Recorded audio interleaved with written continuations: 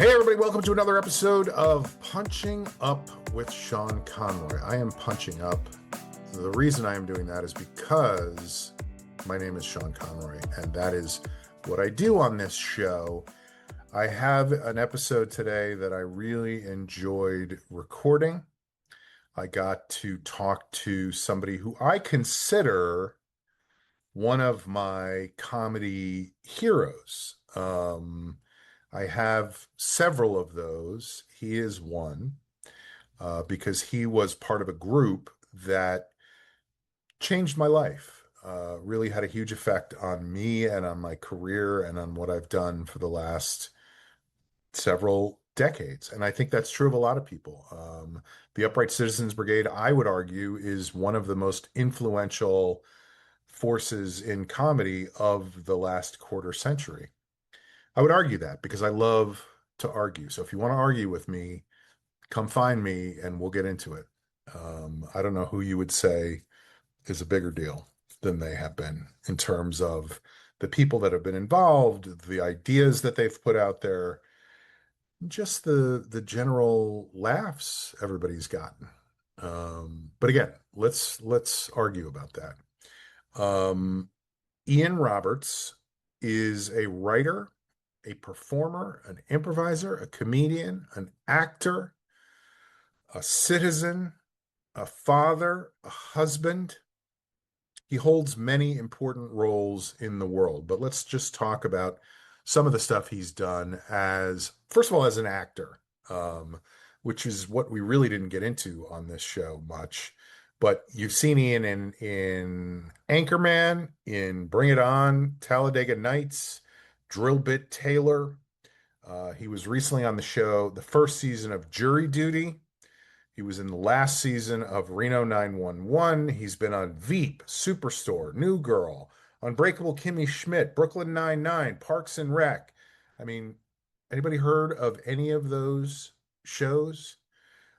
As a writer, Ian and his partner, Jay Martell, have written a bunch of scripts.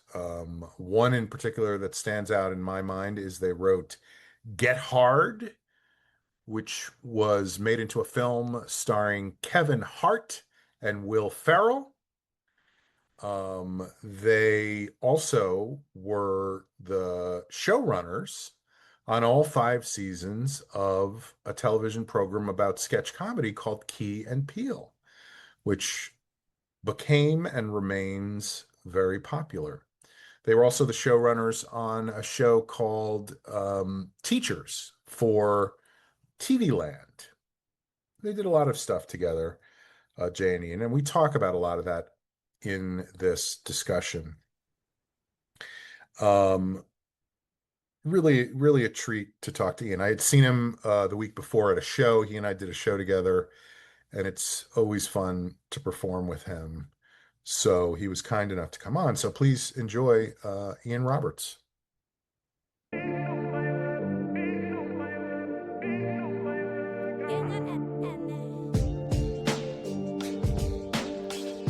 All right, Ian, so I want to start, I guess, kind of in the middle of stuff, if that's okay, because I watched the pilot today of Teachers, which I had never seen before.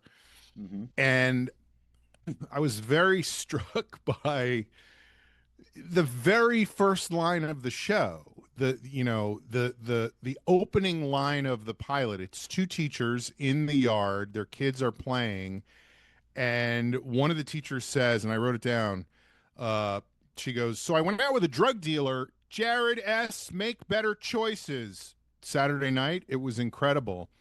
And so I've only seen, obviously, the first episode, but to me, that was an incredible first line of explaining what the show was going to be about, that it's about these people who are in a position of authority, but also are human beings themselves and have their own issues and their own problems and aren't necessarily, obviously, making the right choices.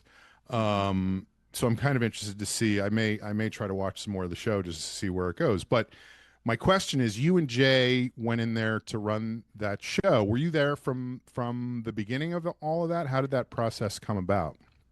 I was there from the beginning.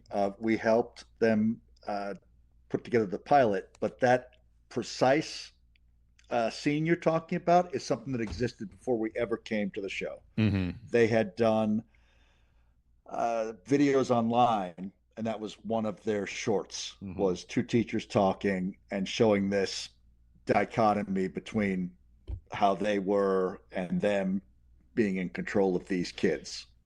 Yeah, I mean, it almost felt because the whole scene they're going back and forth between their conversation and yelling at their kids, and it almost felt like, and maybe it was originally, it almost felt like an improv scene. It felt very similar to. I don't think they improvised that Mhm. originally. How that's so funny that I don't know for sure. But But they were an improv group in Chicago. Is that correct? yes, yeah, And how did you guys get involved with them? we were done with Key and Peele, Hmm.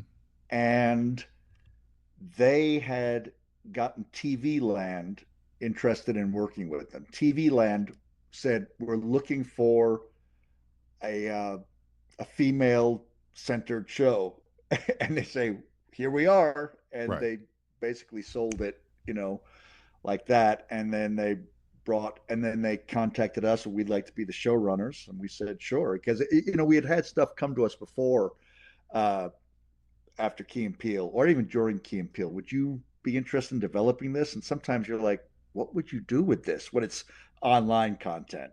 Right. But theirs was like, oh yeah, this you get the show it would be. And other ones would be, I don't know what I would. This guy is a white speed rapper. Hmm. It's kind of amusing. I can't imagine it being a TV show, but with theirs we could. So it was at that time when everybody was going, "Oh yeah, you just take an idea from online and you make it a TV show," when in fact it needs to be more than that.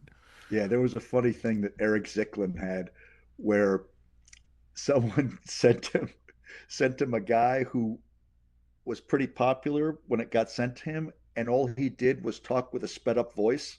So he sounded like, the Chipmunks, Alvin and the Chipmunks. And he said, "So would the voice be sped up in the show?" In other words, he was baffled. He's like, what would the show be? I think what's funny is that he talks.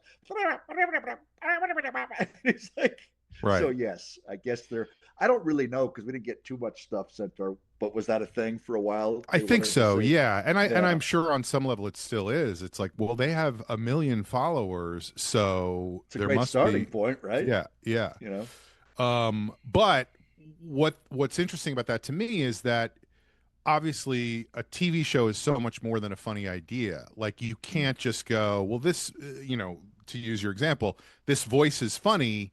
Let's yeah. make it a TV show.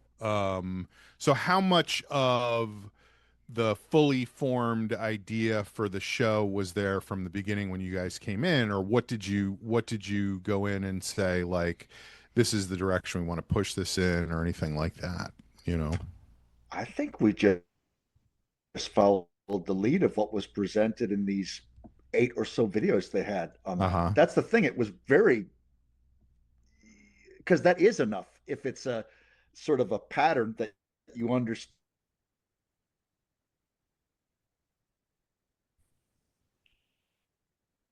So I'll bore you a little bit. My definition of comedy for years now has been the distance between expectation and reality. And so, expectation of teachers is that they'd be very buttoned up, very responsible, very caring.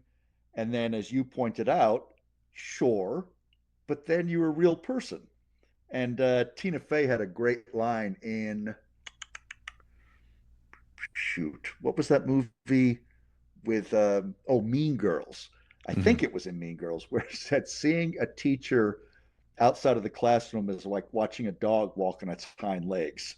Like, do you remember when you would see the teacher smoking in the teacher's lounge, Hmm. or you'd see the teacher get picked up by her boyfriend or husband and they kissed and you were Yeah. like, what so that just right there, that gets you because you have this strange expectation there's probably a good show in a like a pastor.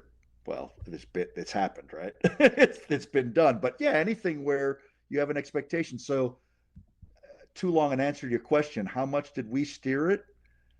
I don't think we had to do too much. I think they had a really solid idea and we helped them. Both my show running jobs were like that. Mm-hmm. It was just helping people make their show the best it could be. Right. Which I'm super proud of and happy to do. Of course. I don't need it to be my idea. So I love what we accomplished with teachers. And I think that, my DNA is all through it. But in both those jobs too, it was strange because Jay and I ran the writers' rooms by committee almost, like we're very interested in everyone's input. Mm-hmm. With Keegan and Jordan, it would be the last word is you guys. Right. It's called Key and Peele. Their names are on the marquee. Yeah. You guys have to do everything that's there. And I never wanted that to. It's also a certain freedom to that. It's on you. If you like what we do, I'm going to try to make it great, accomplish what you want to do. Ian, we're changing the name of the show to Key and Peele and Roberts, so you need to invest more in whether. Yeah, and the same thing with teachers. Now, teachers was the one more so than Key and Peele because we would just have the two guys. What do you think at the end? Right. And I mean, we're seldom in disagreement, but on teachers, we voted and stuff. It's okay because we're always in the realm. I think you've probably found that in a writer's room. Right. Yeah, I mean, I had the same experience with the shows I ran where it was not my idea originally. It was other people's ideas. And then I came in to sort of run the writer's room, basically. Yeah. And there is an element always of sometimes executive decisions just have to be made, but also taking input from everybody, particularly the people whose original idea it is. Oh, yeah. Yeah. Which is fun. It's great as long as you believed in the original idea. Like I say, Jay and I said no to other things. Mm-hmm. Theirs came our way. We're like, sure. Yeah, that's a show. Let's do it, The White Speed Rapper is the second biggest show in the world at this point. I don't know if you knew. It probably should be because anytime I'm not interested in something, it does great. Or your career would skyrocket if somehow I decided that you were garbage because that's always the way it goes. That guy, it's like, what? Right. So I think that's interesting to talk about. I mean, those are two different writers' rooms, and I'm curious to know. Well, tell me first about the teachers' writers' room and what that was like in terms of how it was structured and how it worked. Because you're saying it was stuff you voted on, but like, was it a thing where everybody comes in and sits around a table and says, "What about this story? What about the?" Oh, yeah, I'm just curious to know what the dynamics of that are. Well, we broke stories and I would even think if it was my own show, it's how I'd want to break stories. That's the hardest. I think writing, it's so funny. That's what you get paid an extra amount of money for, and you get your name on it specifically. Writing is the easiest thing in the world once it's outlined. And before that, a good enough idea to be worth getting outlined, and then the story being broken, So, yeah, we always just broke all the stories in the room. The beginning of the year was just throwing out, areas, and it's so much like improv, right? What the game is. You're like, how can we play this game yet again? What's another iteration of this game? Mm-hmm. And then we ended up with some nice through lines that were a lot of fun to follow through.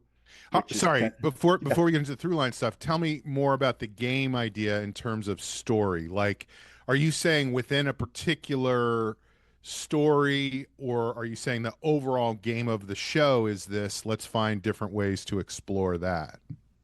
Well, for me, I'm kind of a one-trick pony or a one-note thing. It's like game is just comedy. Mm-hmm. The game is nothing UCB even came close to creating. It's what you see in everything that's funny. Right. And so they had a strong idea of what's funny. They're a bunch of wrecks who who are the last people you think you'd want in charge of kids, and they're all a little off, and you just refill the way that they're off. You know, the Mm-hmm. one is a hot mess who wants to be a social influencer and is kind of, for lack of a better word, slutty. I don't Mm-hmm. know. And then one Is is there really a better word than slutty? I don't know that there is. I'm terrified of the world these days. I don't know what you call it. Yeah. Promiscuous? I don't know, Mm-hmm. Yeah, whatever. I'm already not Firm working. in her opinions. That's oh, Sean, you're the one that's getting canceled. But yeah, and then there was one that was just a crazy, lazy character who was real laissez-faire. There was one who's kind of angry and has a lot of damage from her childhood being picked on and is kind of uh, goth and negative. And I mean, it's like any sitcom, right? Aren't they all kind of like that? There's some Uber thing like Schitt's Creek, which is for me like a high watermark, like a best in a decade show. A bunch of formerly rich people move into a little dirtbag town, and I was so I thought I knew what that show was going to be, and my love of it started as a dismissal of it. I watched the first one. I said, "Oh, I don't need to watch these people be superior to a bunch of basically normal people like everybody." Mm-hmm. And it wasn't that at all. It was Right. this beautiful, under like great show that was hilarious. But yeah, so game I think is there in a overriding sense of the whole Mm-hmm. show, and then within each character, and then within each scene, and you know. Right. So if you're going into the room to break stories, Mm-hmm. um, are you looking at, because I think a lot of the stuff you're talking about with the characters was kind of in the pilot, like the one who had been Yeah, I think picked so. on as a kid and the Oh one yeah, who yeah, was absolutely. trying to Yeah, be a social influencer, and so that's when the you hard episode, right? Is the one where you have to figure all get that everyone out. on board. But I thought Yeah. it was pretty, Oh, I really just liked it. I really liked it. yeah, I think yeah. pilots are so hard, and I Oh am yeah. a They can be that's the stupid thing I'll do. I'll watch a pilot, forgetting the nature of a pilot, and think, I don't want to watch this. Mhm. And then you watch the next three and you're like, oh, it's magnificent. Right. And just as a side note, the difficulty of that is if you want to get a job as a television writer, what you have to do is write an original pilot, which is so difficult. It's like you have to do the most difficult thing, and so many of them are uh so not well done. I'm so not well good in English sometimes. But it's very hard to Well, write a the pilot. only thing I'm using these days as a script is not a pilot. Hmm. It's just it's a show.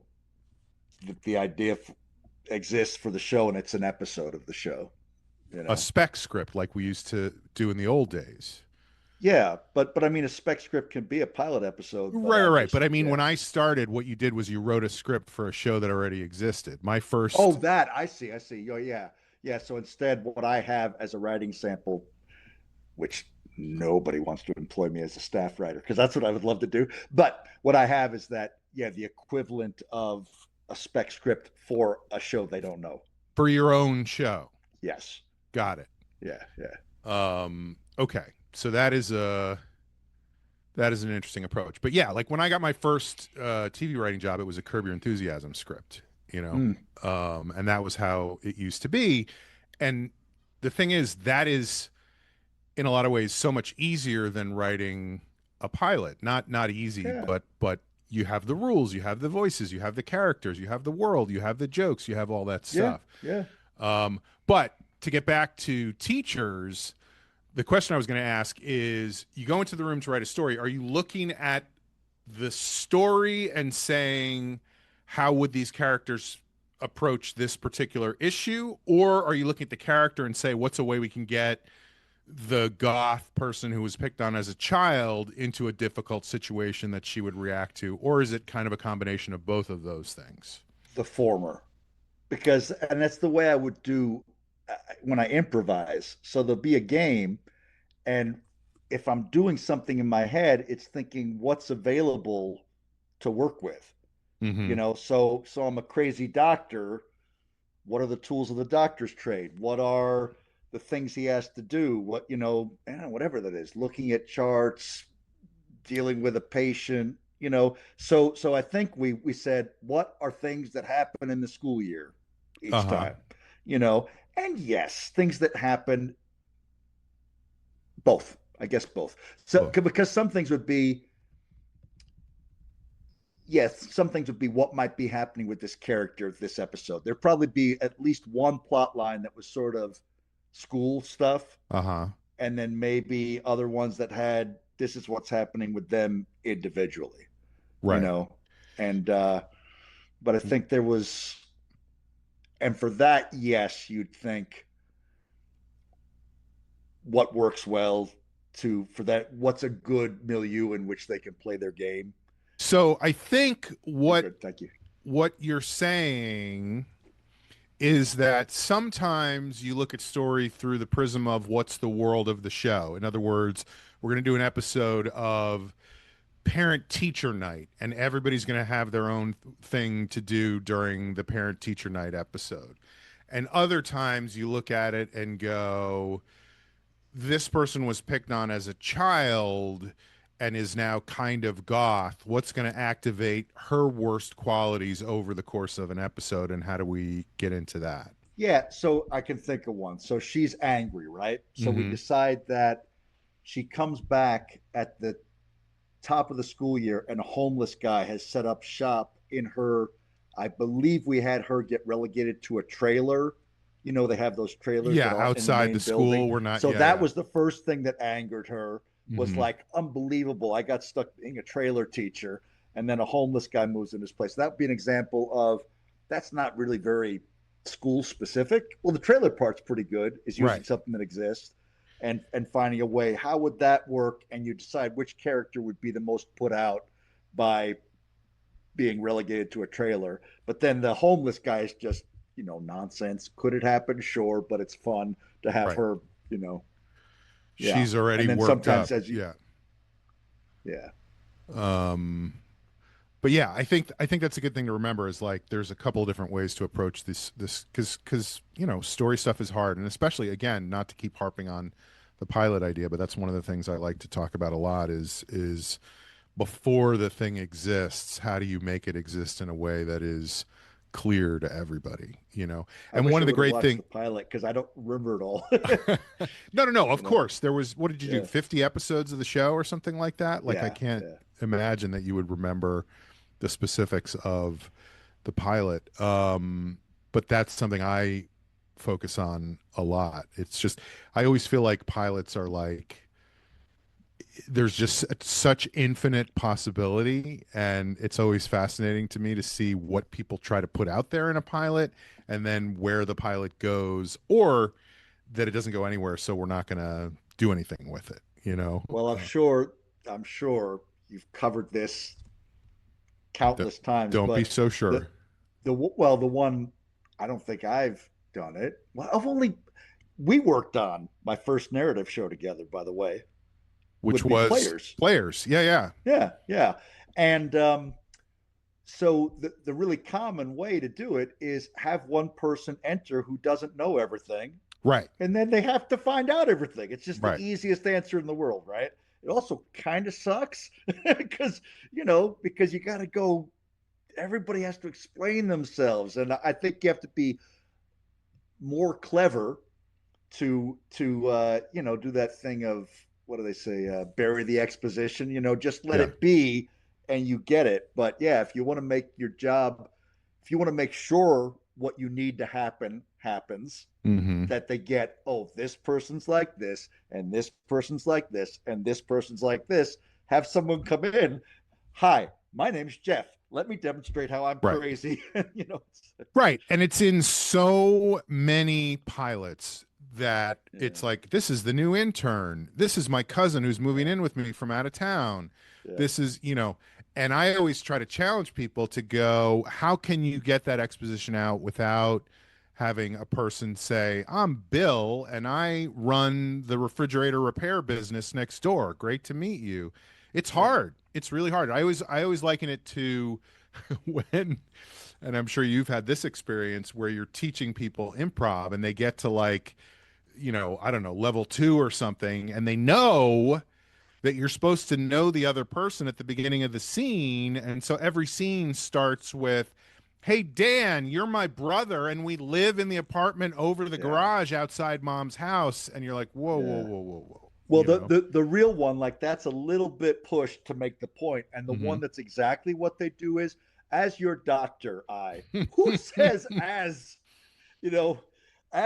as your friend who once worked on a show with you. Yeah. It's like, no. You're saying my version is pushed. I do that in every scene at this point, so I don't know how pushed it is. But you bring up an interesting point to me, which is your first narrative show was Players, which I worked on with you, and there is a difference between a sketch show and a narrative show. Unbelievable. First of all, sketch show 1,000 times easier.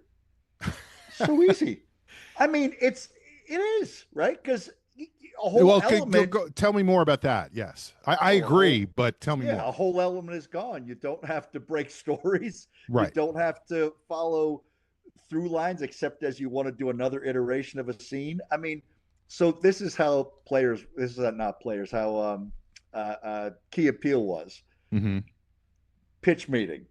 Everybody comes in. We just talked about this on this other podcast, but we called it. It ended up because of Charlie Sanders, who did this as a joke, and then it really became real. Called it a dookie session, because you brought in a little dookie, because nobody can come in with a new scene idea every day. But it's amazing how anything you've thought of I think there's something here. Guess what? You're good at comedy. There is something there, and with 8 minds. By the end of that session, you have a scene to go right. So we do the pitch meeting. Everybody would get a scene to write. We would go through the scene they would hand in, give them notes. So they only had 2 things to do every day, was write 1 new scene. And if you did the math, we were going to have 5 times what we needed for a season by everybody writing a scene a day. Right. However many people. I think we went up a little bit from we went in 4 writers first season, maybe 6 by the end. But so then and then after the fact, you say which ones make a good show together. What works together? Yeah. Yeah. I mean, wow. And Simple as that. I love what the show was. So proud of it, but much, much easier. Right. And then a narrative show is kind of, it's takes a lot of and then you could think you're all done. I don't know how often this happens. Like I said, I haven't done too many shows, but then sometimes we thought it worked, but now that we see it done, we need to re-break that episode. What? Right. And the other thing the other thing that happens with narrative shows, I think not all the time, but much more than I ever would have liked, is it's that thing of you pull at one thread and the whole thing just starts to come apart, and you're like, wait, hold on, but you have to make it work. And if that one thing doesn't work, then the other thing that depends on that doesn't work, and so on and so on. Whereas with sketch, my notes sometimes are crippling. Right. You're like, that's not just tidying up what we did or giving a helpful And by the way, I like my executives in that show, just because in case they ever come across this, they were great. But that's going. Are they still at TV Land? For those of you who don't know why we're laughing, there is no TV Land. Right. I'm the king of going to do something. So look at this. Players. Spike TV moving into narrative. Gone. They stopped doing narrative. TV Land, they decide to go into original programming. I get into their foray into original programming. Not only do they stop doing original programming, it kills the network. And yeah, so I'm kind of the king Well, of, just so you know, I worked yeah. on Love Inc. at UPN for one season. That network ended. I worked on Okay. Players for Spike for one season. That network ended. I worked on Gentlemen Lobsters for CISO for one season. That network Okay, ended. here, I got another one for you, just so since we're having a little contest here about who's better at killing networks. Was that we did the first narrative, I think it's the first original programming for, oh, come on, the Z Suite. NBC? Don't reveal that I'm immortal, Sean. It's going to get cut out. Yeah. Anyway, I can't remember, but they stopped doing. I think they stopped doing original programming Right away. Yeah. After we did our, we had one funny one. This is just now we're just having fun here. But we did a musical episode for teachers. Mm-hmm. I promise you that an edict went out to Viacom shows. Nobody do a musical episode anymore. It was that everybody difficult? thinks it was, I guess, I think people after the first song played, maybe they could see, because you can see where people, and they all said no. Why no? And I liked it. I think it was the one.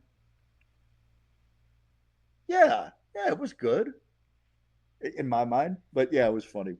Right, and that's one of the difficulties with being a comedy person is your tastes are not always the same as somebody who is going to sit and watch your show. Like here's an you've got so much going on. Since I know this is, I guess, for writers, right? Yeah. So here's something. My little speech to a writer's room is that, and this same speech could go for so many things in life. Mm-hmm. We all have the same goal. We want to make the funniest, best show that is going to run for 10 seasons, and we're going to make great money, and we're going to enjoy ourselves, right? Everyone has the same goal. Yet we will sit there in that room vehemently disagreeing at times about how to accomplish this, and I suppose you could say, I hope, say in politics, that everyone thinks I want to the best of my ability. Well, anyway, I'll finish the sentence and then I have a hard time believing it sometimes. But we're going to represent people we're going to make the most people happy as possible. It's a representative government, and I want people to have a good life, but yet you can, at its purest and its best, have completely different ideas of what that means. This is what I think is best. So, and I would say there are days, because this is sharing how I feel, there are days you will drive home knowing that the other 8 people in the room were all wrong and you were right. And that's going to be true because, as you just pointed out, comedy is subjective. Right. You just said what you find funny, they're not necessarily going to find funny. And then I'm going to share one more thing. Okay.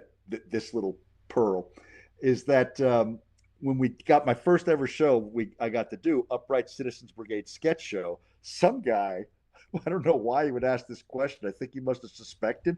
I think this might stink once it's done. But he interviewed me and he said, "How are you going to feel after all this work and being given a chance if no one likes it and it gets canceled?" And rather than be insulted, well, that's not even insulting, really. I guess it's just a question. This was an interview you did with my father? So I thought about it and I said, and I meant this. It was interesting to me. I'm like, because I didn't consider that. And I said, I guess I wouldn't care. Why? Because we didn't get overnoted and we got to make the show we wanted to make. What can I do? So nobody likes it and the ratings are garbage. And they say, sorry, we can't do this show. It's not worth coming back for another season. Right. It is what it is, because right. I don't want to write some show trying to anticipate what I think other people like. I don't know if anybody does that. I think unfortunately some people do. And I think that is both leads to stuff that is not good, and also for people, I think, starting out, it can be a difficult thing because they're like, what am I going to do that people are going to like, as opposed to What do I love and feel passionate about? Well, you know what I'll speak to in that? That's the difference between, I think writers love to beat up on executives. These idiots, if they knew how to write, then they'd be writers. Well, shut up. There's gonna I be, didn't tell but you this, but that's why Players got canceled, because I was beating up all the executives and stealing their lunch money. You know, nice. Um, but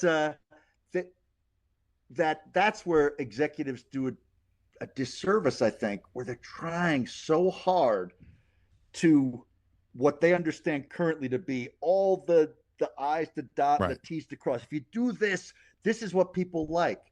Until someone does everything different than that, and then they like that. Because what is it really? It's the new specific thing that someone's bringing to something. Yeah. And I've had that, and it doesn't. They can be the nicest people. I have had the nicest people note something into something literally not recognizable from what I pitched and they bought from me. I promise you. Right. I don't want to get specific because I don't need. You don't want to get specific, anybody. Phil.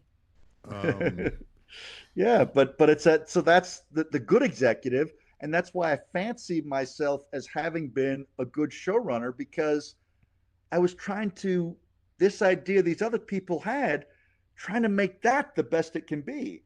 And a good executive is trying to, if they're giving a note, it's like, here's how to be more what you're trying to be. Right. Here's to be a slightly better version of what you're trying to be. And the bad ones are like, yeah, that's not really what's going to. And then I had one person, I think I can get away without hurting anybody's feelings on this one, was anyway, they just kept on promising us, all that matters is you just got to get it made.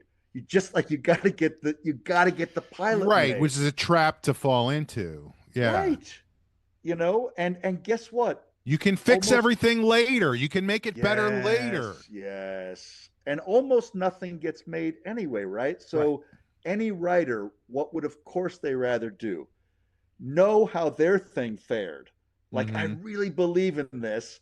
And like I say, it's hard to have any regret.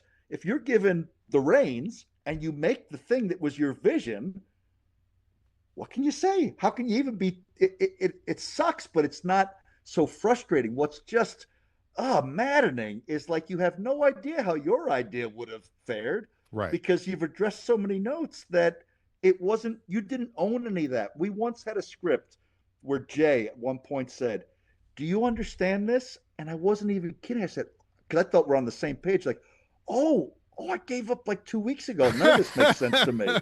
I'm just doing anything. I'm just putting it in at this point because it's nonsense. I don't even, it's so far from what, and that one we got another step because that was a film script. We got another step and got to turn it back to what it had been. Oh, you got there eventually. Isn't that crazy? Yeah. Yeah. Like the guy, hey, to the person's credit, they said, you know what? I think I sent you down the wrong path. Right.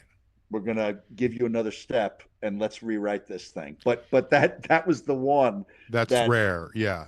Before we knew that, that's where Jay said, do you understand this? I'm like, oh, not at all. No, I mean, I hate what we're doing, but it's gotten so crazy. I don't even understand it. So I'm just putting anything they say in. Right. And I would say two things about that as far as, executives and so forth. One is a lot of times I did another podcast about pilots with Andy Secunda, and Andy did a lot of research on a lot of them. And anytime there was like a weird, unusual, fun, interesting show, you would find out that there was like one executive who just like did everything they possibly could to facilitate those people's vision of what the show was going to be. It was somebody who was like at the end of their career or the beginning of their career, or they were leaving the network, or something was going on where they were willing to go all out and go, this person knows what they're doing, let's do what they want. And that show would end up being a great show. And the other thing I would say, Seinfeld has a story like that, that they're kind of like, I don't get it. And then they talk about throw the gauntlet down was, we've got to do this scene where we're going to be on a line for the whole show. And the guy's like, you can't. It's like, it must happen. Hey, Sean, I'm going to go. I've got a low battery and I just got to make sure I'm plugged in. Okay. Okay. this is awesome. This is how they know this is all happening live. Just a second. This is the part I'm going to leave in when I cut everything else out.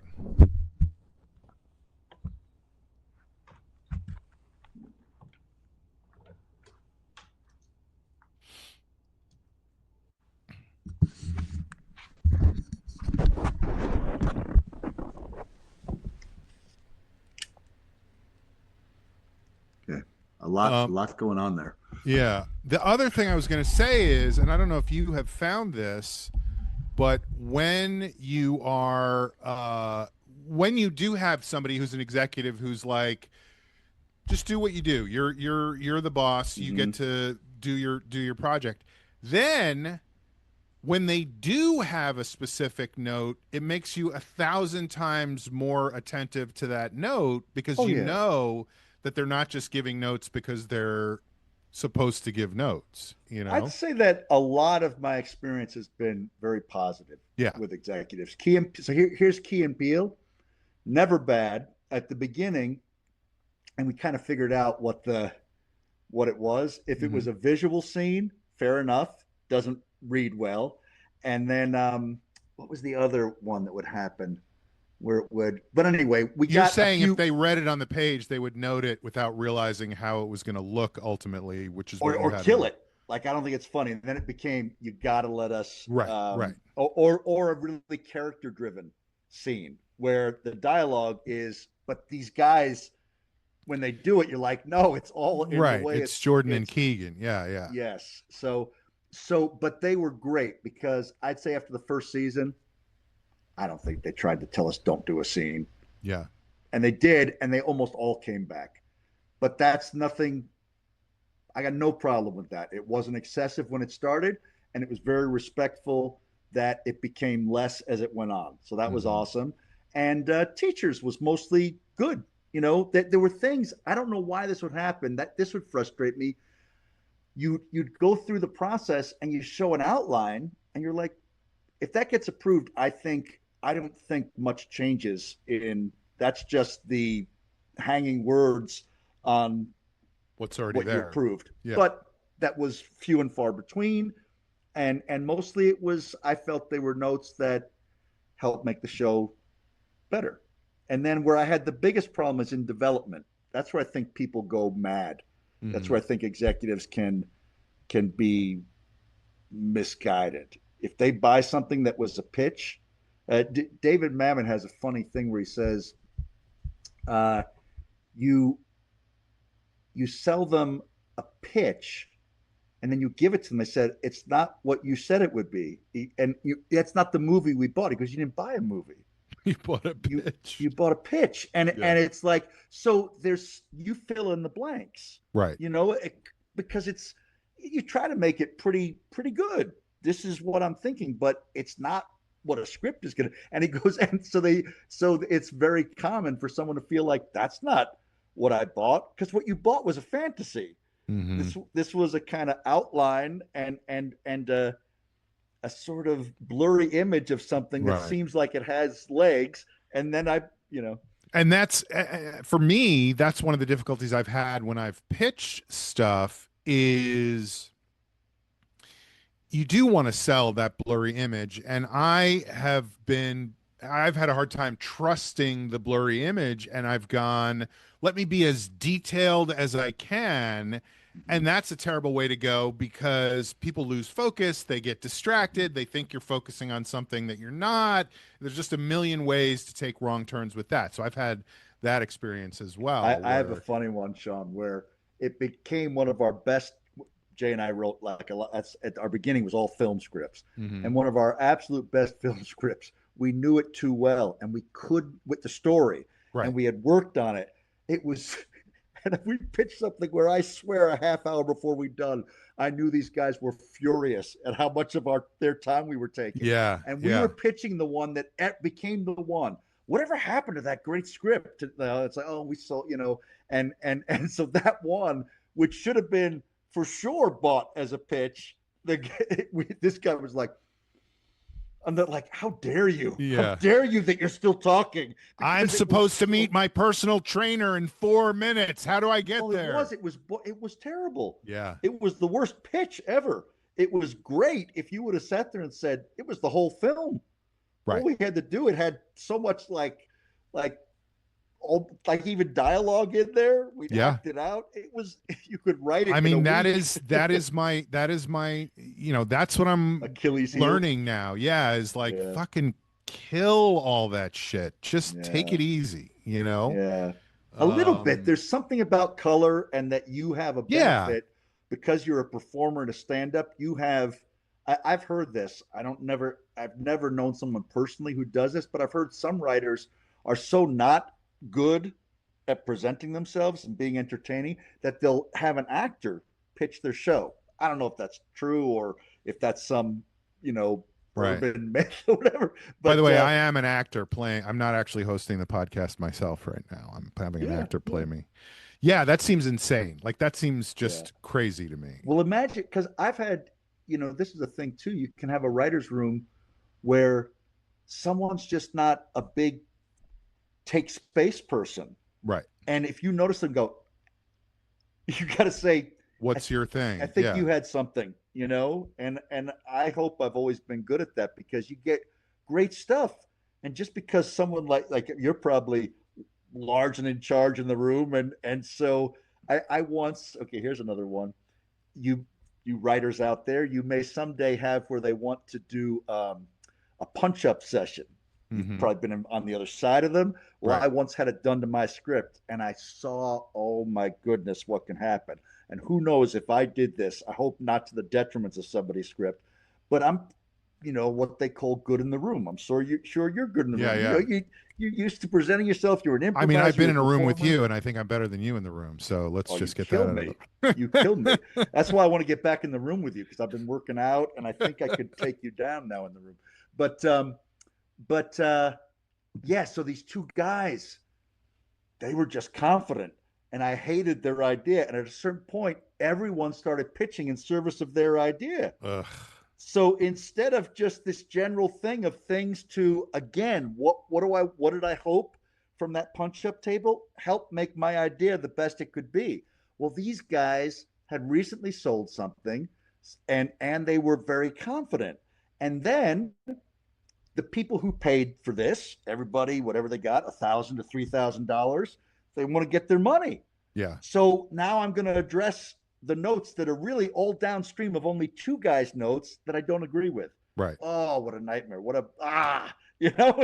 And that's obviously a little bit of a different situation because like you said, it's a one-shot thing of like sitting in the room on this one script versus being in the writer's room. But ultimately, to me, that's where the person who is in charge of the room has to go, okay, this is great, but what are we really focusing on here? And what are we trying to accomplish versus they put this thing out there. Let's move on from that. And we can come back to that later. Yes. Well, in the punch-up thing, it's really sort of, you're not supposed to say anything, because don't talk back and no, let people do their thing. Yeah.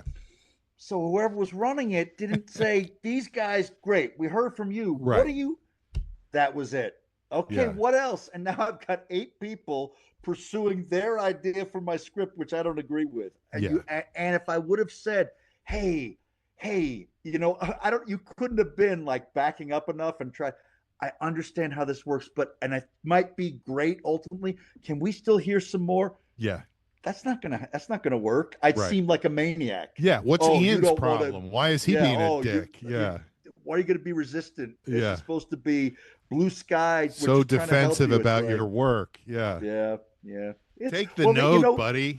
Yeah. Well, you know what that hits on is that's the writer's room is a delicate thing, right? Absolutely. It's like give and take, and I sure hope I did that. That you. Yeah, you want to make sure you're still getting everyone's thing, and that just because you got something good, hey, or maybe 180, and let's just try it. Well, that's a whole. I mean, 180 is one of my favorite things in the writer's room, is because it always opens things up so well. But talking about the delicate ecosystem of a writer's room, it's even you want to pay attention to people's body language when Yep. stuff is flying around, because it's like, I love this. This is great. Whatever. Bob, you have a problem. What's your sticking point Yeah, here? yeah. Like You literally, know, you find yourself. It seems like there's It seems what's like there's wrong? something Yeah. you're not buying. And a lot of times Like, it's a yeah, good point, yeah, and you have to entertain it. And as you know, there's no such thing. Well, we were just talking about these guys' terrible pitches, but there's no such thing as a bad pitch, because either it goes in a good direction or you go, here's why that doesn't work, and it makes you more sure of your own idea, you know? yeah, yeah. I mean, that's the Um, point where you want to do that. You want to have from the beginning just everything, right? Just right. imagine you just that term blue sky. So it's just Mhm. like what's a realm in which we might have a story? Like, can you imagine if at that point you go, it's like, well, all right, then forget it. Let's all just go home, Apparently And the then, sky is cloudy today. yes, yes. Um, can I ask you about, because I think this is something that a lot of new writers think about. I certainly dealt with it early on, although I chose to go a different way. But tell me about writing partnerships, like what that dynamic is like and how that works. I think it's pretty great. It's here's the two things I think it offers. The one, it's kind of like I'm joking, but I'm not. Someone to commiserate with Mm-hmm. about all the nonsense, the bureaucracy, the disappointment, just to have someone there to go, it's not just me, right? That's a terrible note, and that's Right. great. And the other thing is that to have, and I'd say the more the merrier. Like the best is the writer's room. Oh my God, like I said, you do that pitch, you come in with this much, and at Mm-hmm. the end you're writing a sketch, which is now one of these classic Key and Peele sketches. Right. And it started with you had this much of an idea. Well, it's kind of like that. So you kind of dry up at a certain point, then the other guy comes in, Mm-hmm. and then you go, you just got me back. I was Right. stuck in the mud, and you threw a board under my tires. Now we're back on the road again. And the other thing would be if you are different. Like I was a kind of out of sight, out of mind guy. I'm there when we're working. Like this, that, this, all these ideas, and then I just go, just power down. And then Jay would come back a lot of times. He goes, I was thinking about that thing yesterday. And it was always good that he was thinking about that thing yesterday You're saying because when you stepped away from the project, you weren't thinking about it anymore and you were yeah, starting over again the next day. And Jay was yes, one of those thinking in the shower kind of guys. yeah, and says, that thing we did yesterday, and Mm-hmm. he calls into question the thing we were all happy about Right. then, and then it's good, and I go, a lot of times you go, yeah, or it's like, hey, we should do this thing, and it's so I think there's a lot of benefit to having a writing partner, and then that's it. Ultimately we disbanded our partnership, but I regret none of it. Yeah. It was good, and then it was best when we were, I think, screenwriting. Like Jay said, that as co-showrunners, we became somewhat perhaps redundant, and if not that, where our different opinions weren't as helpful. Right. If the person in charge is two people in charge and they think different things, that becomes a little tricky. Yeah, yeah. But no, I think it's. I'm interested. What's your point of view about?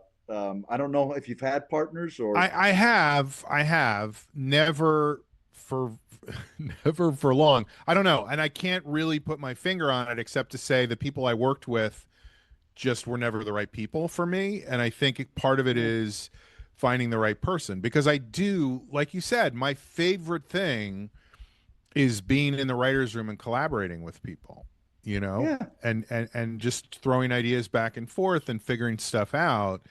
And I find it very difficult. I do it, but I do it with tremendous resistance, just sitting down and writing stuff myself and going, this is funny, this is going to be yes. funny, I know this is Or going to starting work. from nowhere, Yeah. deciding what you're going to write.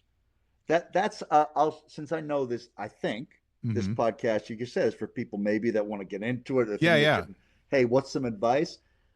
I was under the impression, and you'll see how this relates to having a partner in a second, Mm-hmm. that writing, that you sat around and then the muse spoke to you and you got inspired and you wrote. And I think the reality is you make a decision. Huh. So this is how I'm going to make money. And so you have nothing. And because it's your job, you go, what could I write about? And Jay and I would do stuff like we go through the alphabet. I can't remember if it ever worked, but we just say, you got to say an idea for A, an idea for B, an idea for C, and go through the alphabet and just list ideas.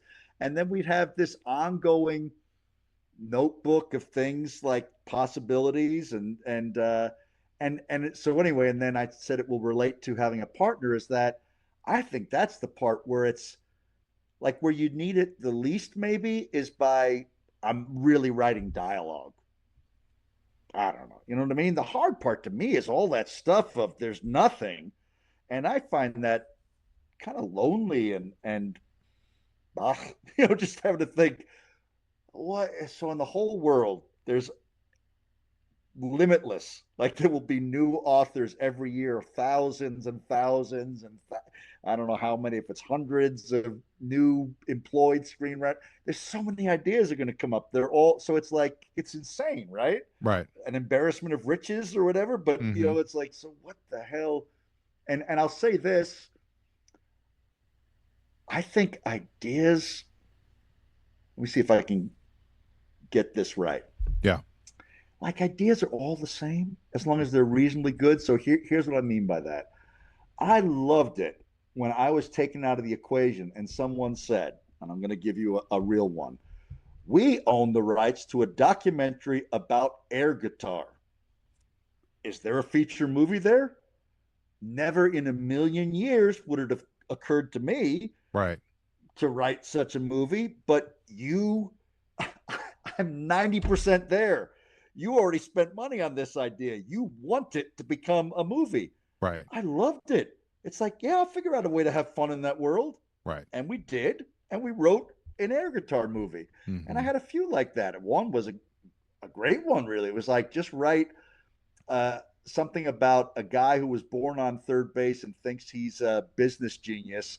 And he's hundreds of billion-dollar CEO. And then he wants to prove he can do it all on his own. We wrote that one. Right. Freaking loved that script. Yeah. So And that was somebody else coming in from the outside and saying, do with this. this much of an idea. Let's do something about an insubstantial guy who thinks he's the shit. And it's like, Right. no, you're not. You're just lucky and privileged. Mm-hmm. And then let's do something about air guitar. That's a weird world. It is weird. So it's a valid place to start comedy. Right. You put in a lot of effort to something. Like I said, this is my new broken record thing is my definition of comedy until I come up with a better one. Because I have had others. I can't remember them. Right. But my new thing is like the distance between reality and expectation. This is what we would expect, and this is what happens. And if someone has something that opens up, that gap, that's a decent idea. Air guitar, they take it really serious and have a national competition. That's inherently funny. A CEO thinks also a real thing, right? Yeah, it was a real thing. Yeah, it was. Yeah. Yeah. So anyway, I just encourage people you can go nuts about that, but when you realize if someone else has it, you can make that happen. You can probably have most of your decent ideas are worth pursuing, and then as long as it doesn't break your soul not to have the initial nugget.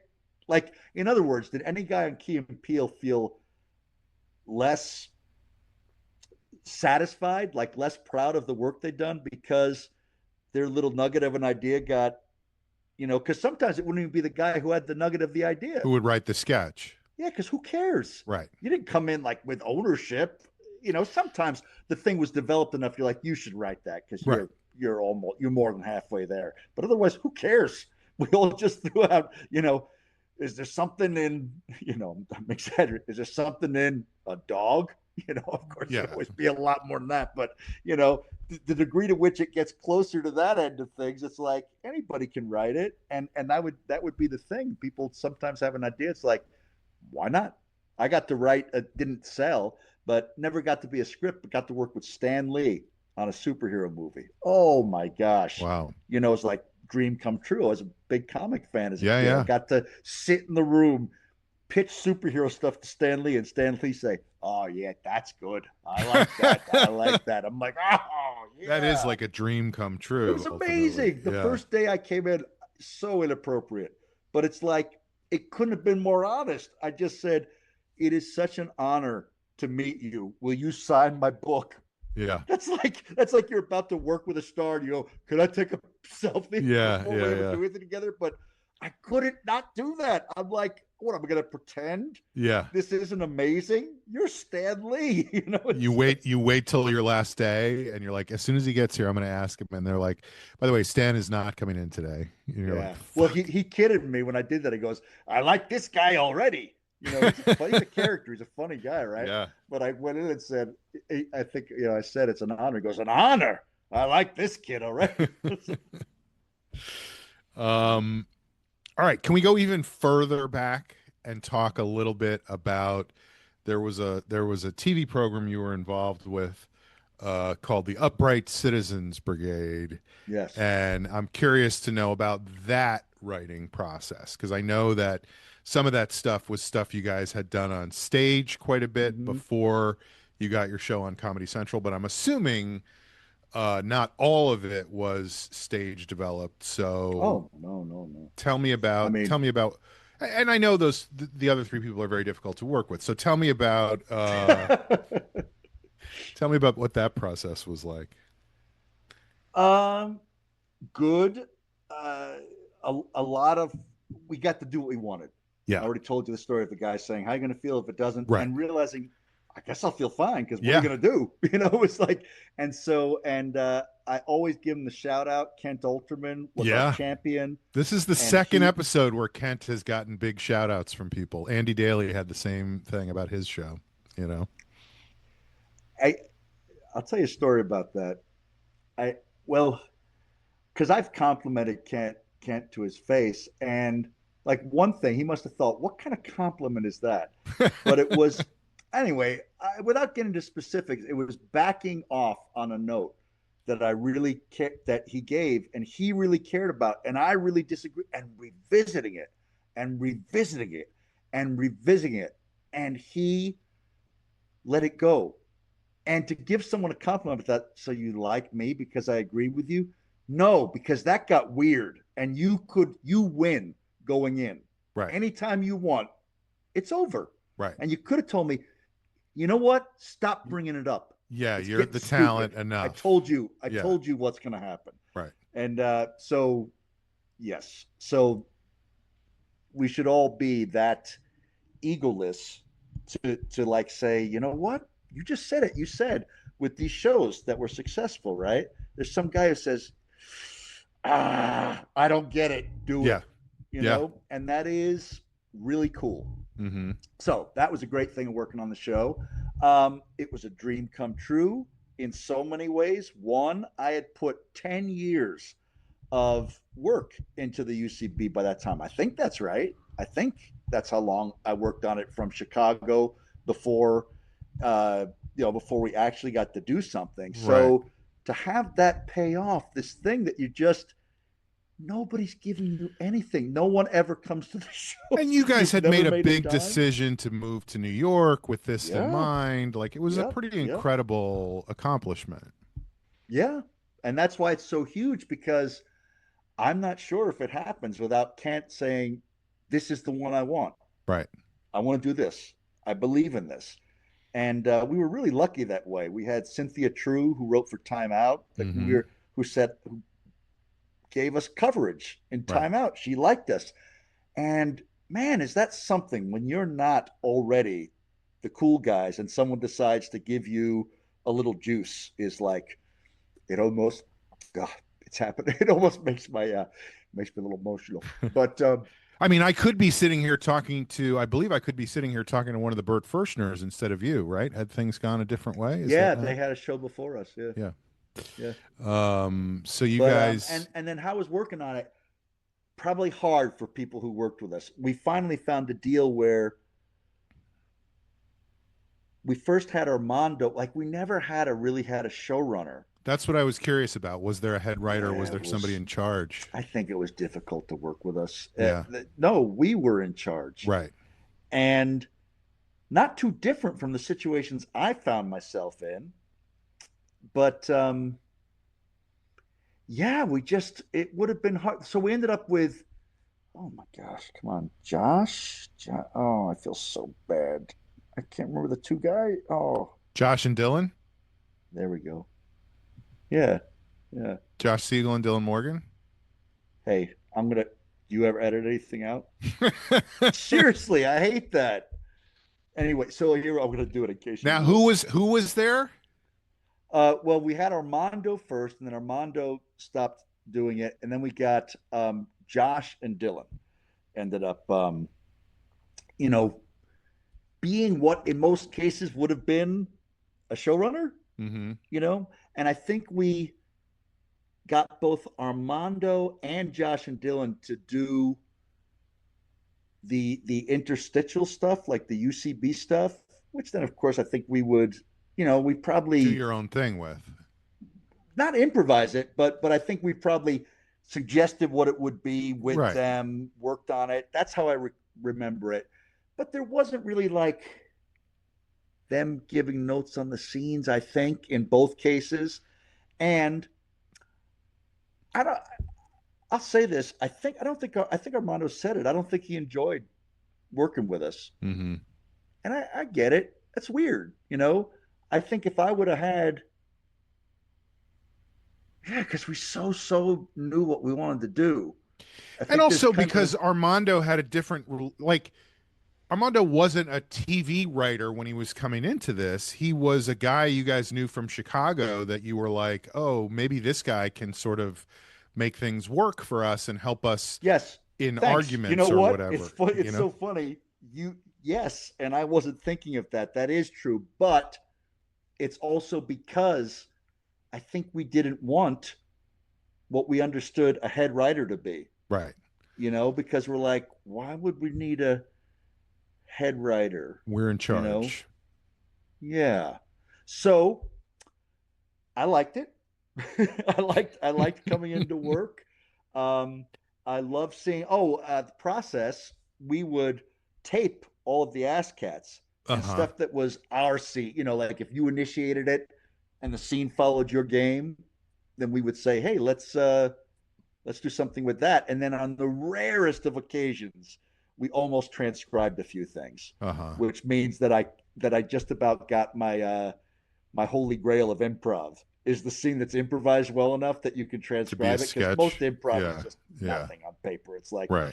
even if it's really darn good and you respected it while it was happening, then you transcribe it. You're like, nope.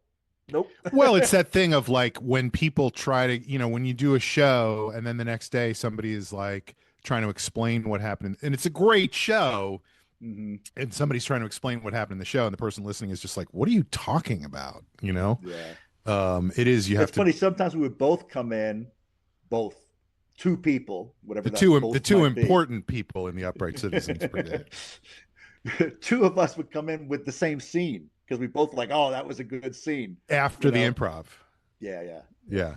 And then you'd say, yeah, you're right. Yeah, you seem like you got a handle on that one. You write that one. And how did those so then you're in the middle of this goes back to kind of what we were talking about before. You're in the middle of the writer's room going, this is what should happen next in this sketch. This is what should who ultimately decides? Is it a vote, or is it just like, this is your sketch, you get to decide? Well, I'll tell you something. Did it ever lead to big conflicts in that sense? I'm absolutely positive it did. I am too. But I can't remember one of them. That's good. Yeah. That's healthy. But yeah, for sure. But here's something. The charter of our business. So our whole working relationship was that everything had to be unanimous, not just a majority. unanimous. So I mean, ultimately, you had to kind of give. Okay, here's what it was. You could have, at least in our business, and I think we were like this in the writing, because I always said I never want to do something in this thing I have such an investment in that I'm not happy with. Right. But I think we all agreed we could do it because that works as long as one of you doesn't think you're so unbelievably brilliant that although these other three people, because how I felt, and I hope I get to include myself in it, for sure I felt about the three people, they're fucking great. Yeah. Right? So really, am I going to entrench and say, I know that I know better than these other three really funny, smart, talented people? And so that's the answer to your question. How did it go? That at the end, I suppose in a way it was a majority, but the other person would just say, yeah, go So ahead. it was a negotiation at times, but it always got there. Yeah. Yeah. Yeah, because in fact, I think I can. I swear I can't remember specifics, but I think there were times where someone says no, and you go, well, then it's no. Yeah. And fair enough if it's your life's work, and it's like this show is everything to me, and you're like, no, I will be uncomfortable. I don't want to do. Or then sometimes it'd be someone just, okay, someone else will do that role or whatever. I don't like it. Okay, well then. You don't have to do it, but let's get Josh to do it. Get Josh to do the role. But yeah. So it was pretty. What a great opportunity. Now the wrinkle we had that because I said, Key and Peele was so relatively easy compared to Teachers. The UCB was in between those two things because we gave ourselves this puzzle of how can we do a Herald format. Yeah. And have everything was connected. Wrap up. Yeah, every single episode did that. Yeah. But it was it just meant there was more work.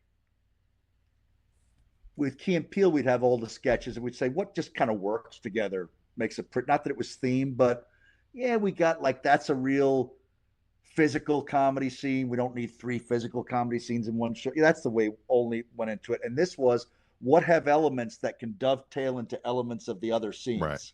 And so that was after the scenes were already created. After they were done, right? Yeah. Oh wow, that is a lot. That's a lot to sort of figure out. Yeah, but it's so much like what you're doing on your feet in a Herald, right? Yeah. You're like, how can I connect to that?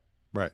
You can usually make it happen. There's something, you pick the right one, and in fact, that's a lot easier, I suppose, because I don't only have, geez, these 3. That's it. If they're going to do this ideal Herald where it starts at one point, gets wide, and then comes together, this is what I have to work with. We had the whole season's worth of scenes to figure out how to lots of different connections. Yeah. Now, do you remember in the pilot of the Upright Citizens Brigade show, there was a scene on a bus, and I think Amy was the bus driver, and there was a bit in that scene where there was somebody with a house of cards that would collapse every time. Are you in it? Are you in the scene? I knew you would remember. I knew you would remember. You tell me that, I don't remember, but I knew that must be what you're doing. That's funny. Okay, just a couple more things, and these are kind of things that I always like to get into with people at the end of the whole thing. Can you tell us, there's other people listening, about if those 3 people just call me and then we just no, go ahead. I mean, you're joking, but you're not joking.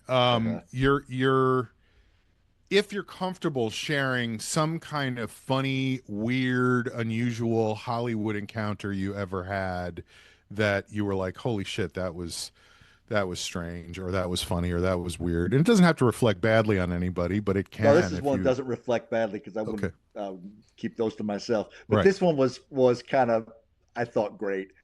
So we sold a movie with Jim Carrey attached. And the first day we ever met with him in his office, we walked into the room where Jim was going to show up, and we're sitting there, and unbeknownst to us, there was another way into the room. Now, this probably seems like it can't be true. But in my mind, there was seemingly only one way to get into the room, and Mm-hmm. this was a wall that looked like there was no door there. And suddenly it swung open, and this is true of any star, like a gigantic star. You're like, it's insane. You're not supposed to see them in real life. Yeah. So he strode in, and so we're sitting there waiting. I'm only expecting he can come through the door. And he goes, "Hey, how's it going, guys?" Hey, and then Jim Carrey came in, and it was as surreal as it should be when a megastar introduces themselves to you. Yeah. And this always, this, by the way, this is now, that's the end of that story, but it's always funny to me, and there's no other thing they should do than this, but introducing themselves is just hilarious on a level. Right. It's, if any star, like, so if, yeah, hi, I'm Jim. Yeah, I know who you are. No kidding. Yeah. There's no one else in the world you could be. Right. Like I had that happen once with Parker Posey, where after we had talked for a long time, she was like, "By the way, I'm Parker." And I was like, I know. Yeah. Like, I appreciate it, but I'm aware. Tom Hanks. Hi, I'm Tom. Yeah. Unnecessary. But Yeah. but what a douchebag you'd be if you didn't, right? It's a weird just thing. Common courtesy, but it truly is unnecessary when you're a certain level of stardom. Right. Yeah. And then here's the other thing is I have talked a bit on this show and a bit in other places about how I am at a point in my life where I'm becoming more focused on a wide variety of things. But one of those things is, as that, by the way, is kind of you said focused on a wide variety of things. Wow. It shows you that I'm a contradiction. I'm a walking contradiction. Right. Okay, yeah. I'm zooming in very closely on everything. You're becoming God. You don't even realize it, but yeah. Okay. But one of those things is just physical health, trying to maintain a decent level of physical health, which I have done on and off for years and years, but never in a consistent way. And it's had ill effects ultimately. So I'm curious to know what kinds of things you do to maintain, if anything, your physical health. And I'm not trying to accuse you of anything. I'm just saying, like, for me, it's like, it's an obsession, which, by the way, I'm going to share this. It's out there in our little world. I've had a cardiac arrest, so I have almost died. Mm-hmm. But, and I swear this is true, not due to ill health as you would conventionally think of it. Right. So because, and I bring that up to say, ironically, I'm going to tell you, my physical health has been a focus through my whole life on some level, to varying degrees of success. You can look up Ian Roberts, Reno 911, and see 265-pound Ian. Mm-hmm. That was not healthy. Right. But so what do I do for my health? I exercise regularly, always have. So that's even when I was big old fatty, I always exercised. And what's your mode of exercise? My main one is lifting weights, resistance training, and then always with some lower key type of cardio. Like, I would encourage this could be, if you had a podcast about this I could talk to you for an hour. I don't know if you know this, Sean, but I got my personal training certification. I did not know that. Well, that shows you how my career is going. Not for need of money, because you can't make any money personal training, but for something to do. That's why I'm so thankful for you to what happened when you asked me to do the podcast? Did I seem a little too eager? Yes, of course. So you'll be there though, and I'll hear voices, and I'll be with a human being, sort of. I get to talk with another person. Yeah. So, but I would say to anybody, just walk at the very least, because there's a negligible difference about that kind of heart health stuff between walking and anything else. And here's another thing I'm going to say to people. Because of our experiences of seeing things about boot camp, like people getting in shape. Yeah. Well, boot camp, let us remember, especially if you are anywhere approaching my age, are teenagers. Right. Teenagers to at the top early 20s. And the other thing we know is the whole concept, which I experienced as a kid, double sessions and whipping yourself into shape for the season. Again, kids. So people get into training and they think it's supposed to be brutally hard. Right. Anything you do, if you're at 0 and you are currently a sedentary person, the day you walk for 20 minutes, you've done not exponential because that means growing, but like incalculably more than you're currently doing. Just do something.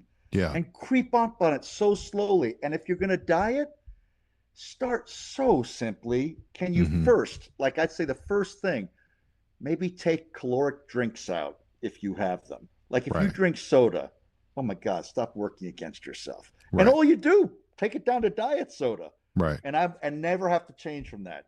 No one has ever proved there's anything wrong with diet soda. They all claim it's like, yes, it has something that if you ate a shovelful of it, it would cause cancer. I'm sure meat is like, you know what I mean? Yeah. So it's great. Well, so and you shouldn't be eating with a shovel no matter what. That's going to be problematic anytime. I like to get it over with. Come on. Yeah. Just throw it in there.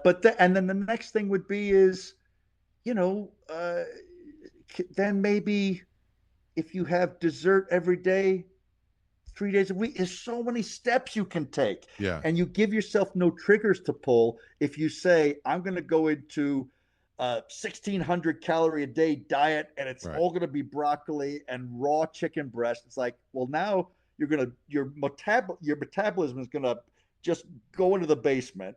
You're going to acclimate to that because your body's smart and tries to live through a famine, and you've got no triggers to pull. Right. You want to do the least you can do and get a little bit of effect, at least. And so with exercise, please. I remember Andy Daly asking me in earnest. He said, let me ask you this. I work with this personal trainer. Now, he's a former, what is he? Army Russian Ranger. Special Forces. Yeah. You know this? No. I'm just guessing. I'm assuming when he goes, he's a former Russian Special Forces. Yeah. Is it normal that I vomit every time after we're done training? I said, no. That guy's an idiot. It's like anything. So anyway, so what do? Exercise. I try to, like, here's something that's one of these things that's beyond just like average. I take this stuff, Udo's oil.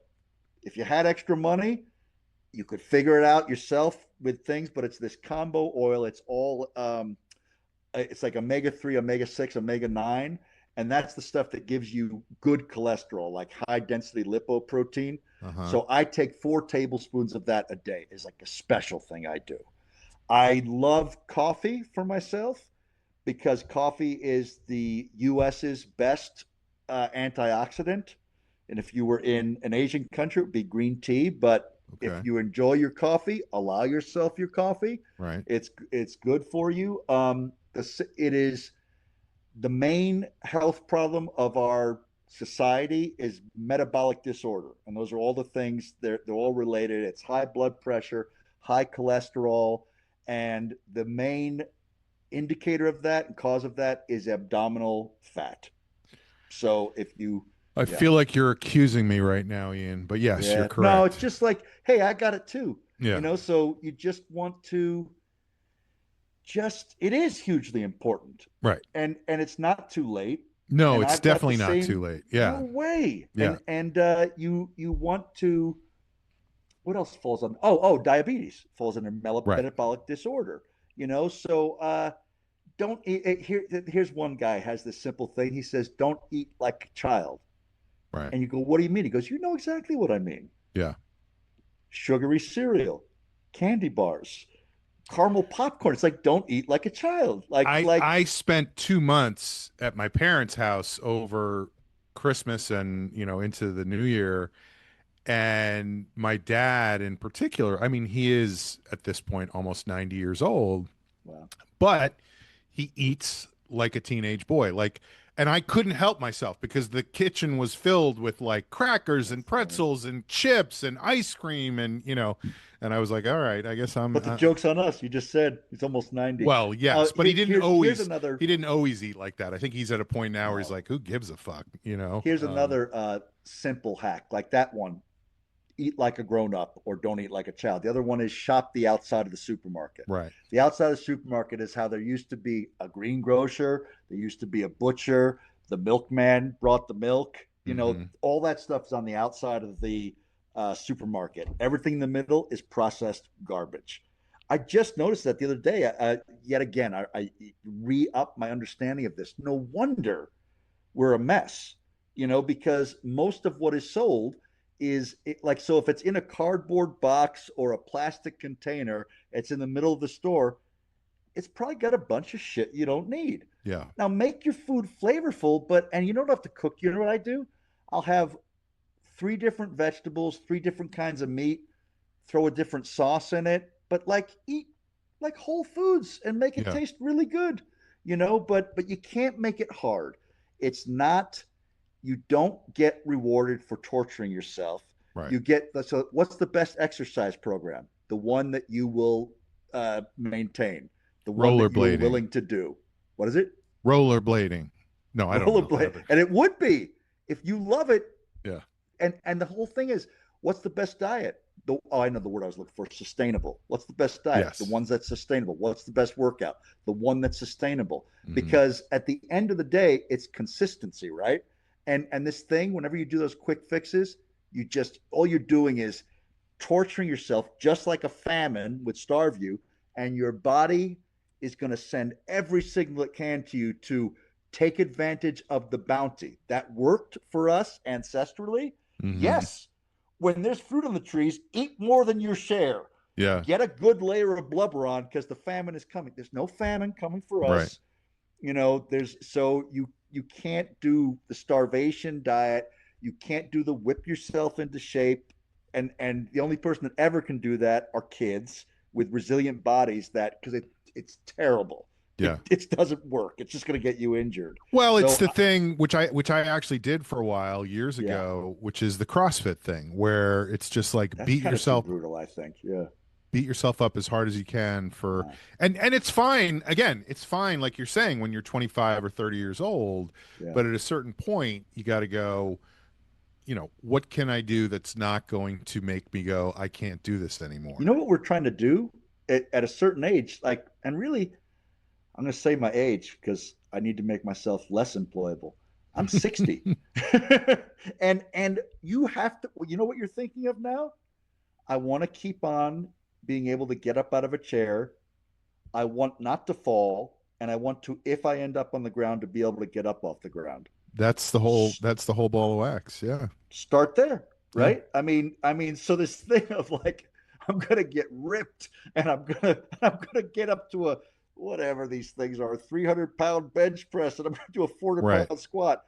You're gonna kill yourself. Like just put. But that being said, I can't tell you how much the world has finally caught up with me, because I've always enjoyed resistance training. Mm-hmm. You look right after we're done, or you may have already done it. Resistance training, absolutely necessary. Why? Right. Because so much of what we thought was that aging makes you deteriorate is that your lifestyle as you age makes you deteriorate. Right. So it's the main thing, use it or lose it. So ancestrally, historically, we had to work every day of our lives. Yeah. You had to keep on farming and hunting, gathering, and bringing up water from the stream. Typing, so we don't typing as a writer. You have to. I know. Right? How much of my life has been spending 8 hours a day in a chair? Yeah. So you have to do something to imitate the world your body evolved to live in. Mm-hmm. We had tens of thousands or hundreds of thousands, depending on which you believe, but for sure tens of thousands of years where everything was the same. You had to do stuff every day and use your body and reach up and squat down, da-da-da-da-da-da. And then we got about 200 years ago to the world like it is now. So we have to pretend to do work and pick up heavy things like we would have done because it was necessary, right. Because that necessity went away. And without that necessity, your body becomes weak, your bone density becomes lower. If you don't have bare weight on your bones, your muscles atrophy. There is a genetic component to that like something that is part of the human body is that your mTOR decreases. You have your protein synthesis. But if you do resistance training, you up your protein synthesis, you'll keep some muscle, you'll be able to continue to function in your old age. So Yeah, you just open a can of worms here, my friend, because I Yeah, love you this said you stuff. got your personal training certificate. I find that hard to believe with all this information that you have. Yeah, yeah, Well, no, that is all helpful, and I appreciate it. And yeah. next time when you come back, we'll have you come back when we can talk more about your acting career, all the stuff you did as an actor. But because I actually am kind of not kidding, because I do think that's an interesting way to look at writing as well, is like, what is it like to process it as an actor when somebody else gives you something that's different from what you're expecting or whatever. And also, as you did that Snickers commercial in 2001, which still Did you is do it too? The fact that you know no, about it? no. Oh, I was because that was looking at one where your they I was came to looking at your UCB, IMDb right? page, and Oh, it that's said that, and it just hilarious. made me Because yeah. that could have been, because I think Delaney was Oh, in that really? same Snickers commercial. Yeah, That's that's funny. hilarious. But Um, but Ian, thank you so much. Now, the last thing I'll say is, do you want to plug all your social media accounts, your Twitter and your nobody Facebook else but and you knows that this is a joke. I do have something. I have something called a channel. I think the channel is called High Functioning on YouTube. And then the videos that are posted are all titled Getting Coffee. Worst title in the world, because far more popular is Getting Coffee with Comedians or something like that, oh, which comedians that's getting what you'll coffee in cars or whatever something. the hell it Yeah, is. so you're Yeah, so yeah, if you put in Getting Coffee and either my name or Will Hines' name, you might find these videos we did. the great And Will I have Hines. that. And Yes, I'm hoping in the near future that we are going to have a podcast that's also going to be uh, Will Hines and me. So, great. but that, I don't know where you'll find that. I guess wherever podcasts are found. But Everywhere, yeah, everywhere. yeah, right. Yeah. That's the whole Uh, thing of doing a podcast. I said the start of any new podcast should be this joke. The, the world, obviously, the world needs more podcasts. So we thought that because, oh my gosh, right? well, it's that thing that you were talking about before, where it's like you want to do what you want to do for yourself, so you can do that. Yeah, So yeah, yeah. And again, I have that thing.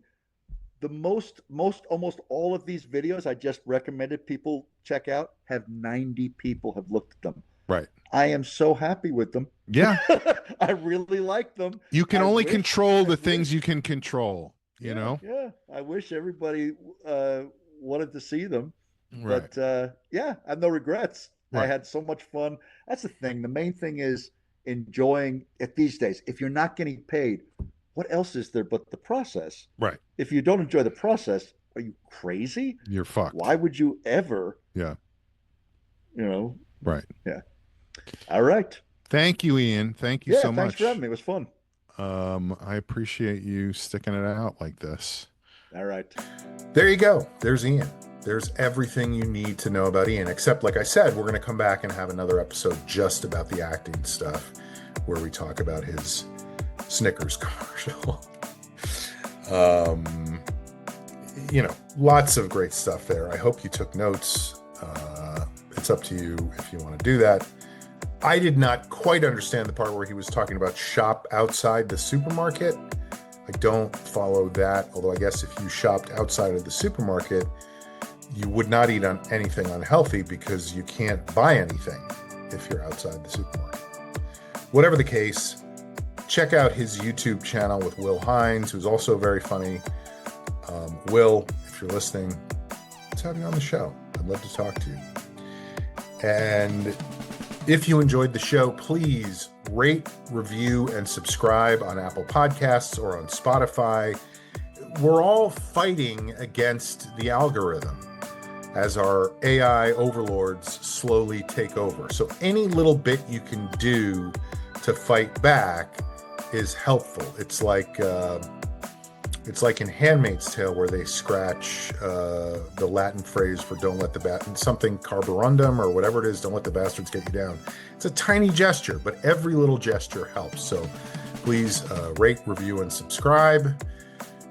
Defeat the AI overlords, and we'll see you next time on this particular podcast, which I almost called by another name just now. It's called Punching Up with Sean Conroy. So thanks for being here, and see you next time. Thanks, everybody. Bye. I'm done. It's over. Turn it off. Goodbye.